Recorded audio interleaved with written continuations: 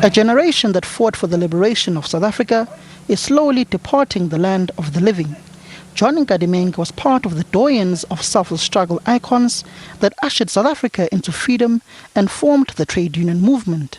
President Cyril Ramaphosa says the rich political history of John Nkadimeng's generation is being destroyed by selfish and corrupt so-called leaders plunging and stealing resources meant for the poor.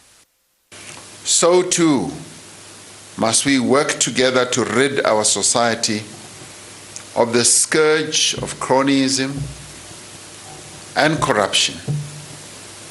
It is of the gravest of concerns that we are being confronted with the misdeeds of those abusing their access to political and state power to enrich themselves. President Cyril Ramaphosa says, unlike yesteryear, today South Africans are despondent on the caliber of leaders. The president says leaders like Nkadimeng have become a rare breed in society. Day by day, we learn more about actions of thieving, of looting and corruption. Day by day, the trust and the confidence of our people is being eroded, leading many to proclaim that the days of ethical and selfless leadership are behind us.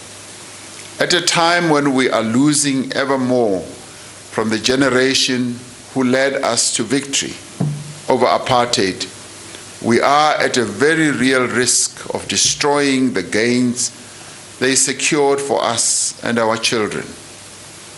Their sacrifices must not be in vain. We must firmly tackle and take back the reins from those out to destroy our country. John Nkadimeng's comrade in the trade union movement, Tozamila Botha, says the late struggle icon hated corrupt leaders. With the scourge of the COVID-19 pandemic, our unemployment figures are threatening the 60% mark.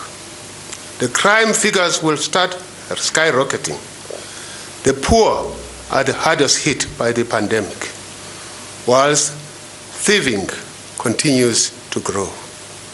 If the leadership of the working class is corrupt, it is the duty of the trade union movement to remove it.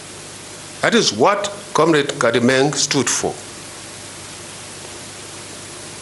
He would never have sacrificed the struggle of the toiling masses for the sake of selfish and greedy interest of the leadership.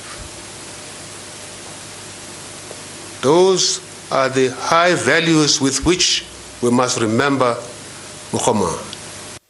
Calvin Nkadimeng says his grandfather was not a dictator, but allowed himself to be persuaded. His style of leadership is one that is a persuasive style rather than an instructional style.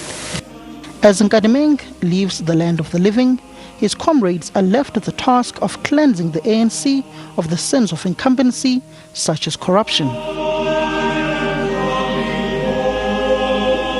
Samkele Masego, SABC News, Johannesburg.